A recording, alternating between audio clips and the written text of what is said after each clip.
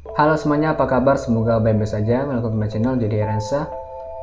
Di video kali ini aku membahas tentang bullying lagi, karena di video-video sebelumnya ada banyak yang komentar tentang bullying ya. Di video yang satu ini di tips cara mengatasi bullying di sekolah. Jadi karena aku lihat komentar-komentar mereka tuh, aku jadi berpikiran sih, kenapa ada orang yang bully, kenapa pembulian itu bisa terjadi gitu. Jadi di video ini aku mau bahas tentang penyebab atau faktor terjadinya bullying. Kalau video ini berguna untuk teman kalian bisa share pada teman-teman kalian. Kalau kalian suka, tinggal di like saja dan jangan lupa subscribe-nya. Tanpa basa-basi, langsung aja kita masuk ke pembahasannya.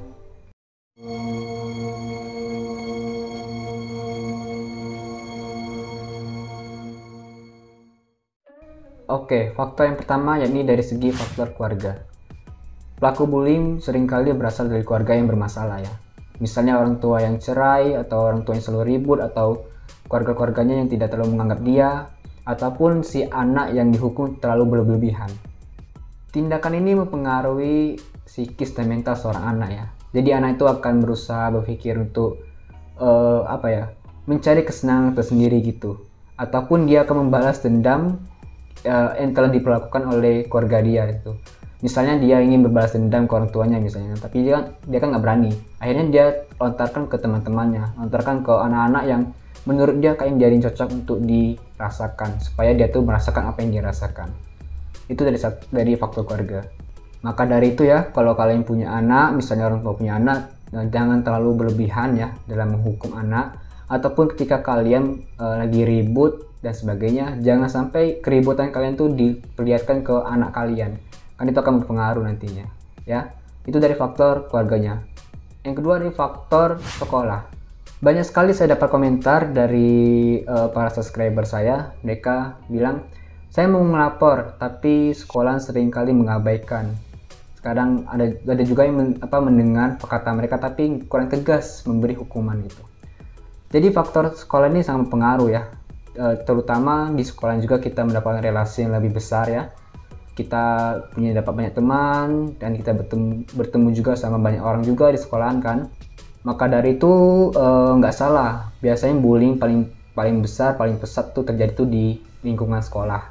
Di kampus juga ada sih, tapi terkadang karena mereka mahasiswa, mereka udah berpikir bahwa buat apa sih ngebully. Tapi sebenarnya ada sih, banyak sih orang masih di kampus-kampus juga masih banyak ngebully gitu.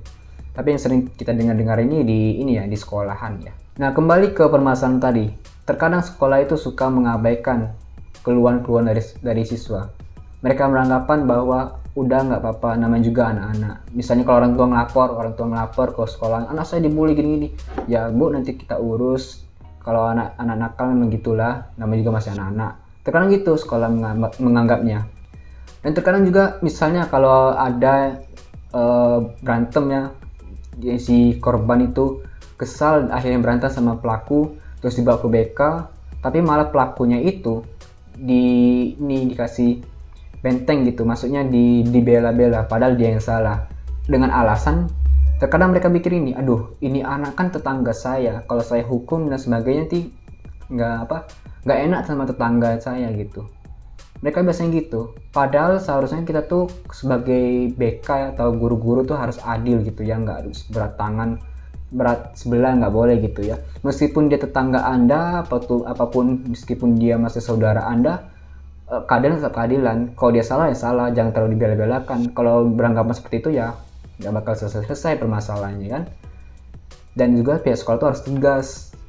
Biasanya kan kalau anak-anak tuh kan takut ngelapor karena mereka takut diancam balik, dapat masalah lebih besar gitu. Makanya disinilah gunanya guru tuh harus buat perlindungan pada anak. Selain mengajarkan, memberikan keamanan pada anak juga diperlukan gitu. Itu dari faktor sekolah. Berikutnya dari faktor kelompok sebaya. Biasanya kalau korban bullying, dia kan nggak cukup kuat gitu untuk menghadapi mereka. Jadi dia berpikir, aduh bening saya gabung sama anak-anak lain gitu. Jadi bentuk geng, terus dia bergabung ternyata sama anak-anak nakal juga. Akhirnya dia ikut nakal. Yang dulunya jadi korban bullying, dia mau balas dendam, gabung ke geng, dia balas dendam juga ke anak-anak lebih lemah lagi dari dia. Supaya orang itu merasakan apa yang dia rasakan dulu gitu. Ini juga pengaruh sih dalam memilih teman. Kalian tuh memilih teman tuh ya pilihlah teman-teman yang baik.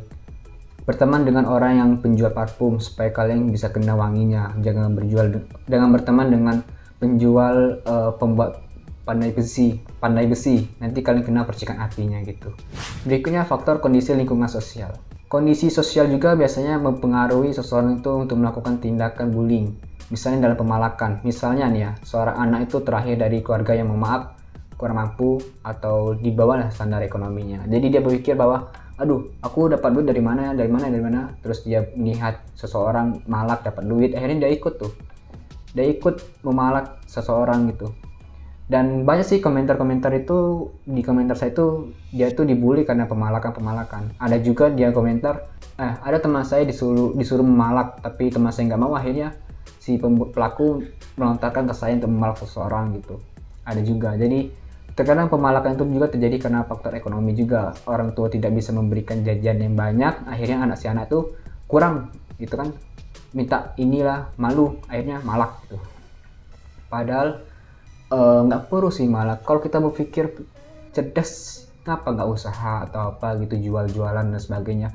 Banyak kok anak-anak di luar sana itu yang ekonomi rendah tapi mereka berpikir bahwa saya ini dari keluarga yang tidak mampu, jangan sampai saya jadi beban gitu. Akhirnya dia jual kerupuk, jual keripik, jual somai dan sebagainya, bawa ke sekolah. Itu kan lebih baik daripada malak gitu.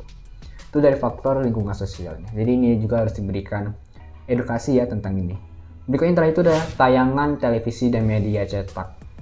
Ada survei mengatakan 56% itu anak meniru adegan-adegan film yang dia tonton. Dan 64% itu garakannya dan kata-katanya 43%. Yang aku sering dengar sih kata-katanya sih, karena sosial media ini ya, media ini kan udah luas itu kan, ada Facebook, ada Instagram, ada WA juga. Mereka bebas menonton apapun di sana, ada YouTube juga. Dan kata-kata itu juga kadang nggak disensor, kata-kata kasar itu nggak disensor. Akhirnya mereka meniru apa yang dia tonton gitu. Terutama kan si anak-anak itu memang pada dasarnya mereka tuh adalah peniru. Jadi dia tuh akan meniru apa yang dia lihat. Makanya ada pepatah yang mengatakan buah jatuh tidak jauh dari pohonnya. Itu maknanya. Maka dari itu orang tua ataupun siapapun itu yang dekat dengannya, tolong bimbing dia untuk menonton tontonan yang baik supaya dia meniru hal yang baik juga gitu. Misalnya tontonan-tontonan yang di YouTube juga banyak kok, edukasi bisa kalian tonton. Di channel ini juga banyak kok edukasi kalian bisa tonton ya. Baik, pembahasan kita udah selesai ya, sampai sini aja. Nanti next berikutnya kita akan bahas tentang dampak-dampak bullying itu sendiri. Jadi kalian harus stay tune di channel YouTube ini. Kalau kalian mencari tips ataupun cara untuk mengatasi bullying, kalian bisa nonton video-video yang sebelumnya. Saya udah bahas itu, nanti mungkin next juga akan saya bahas lagi tentang tips mengatasi bullying itu sendiri. Kalau video ini bisa berguna untuk teman kalian bisa share. Jangan lupa like dan subscribe-nya. Saya Juliansa dan sampai jumpa.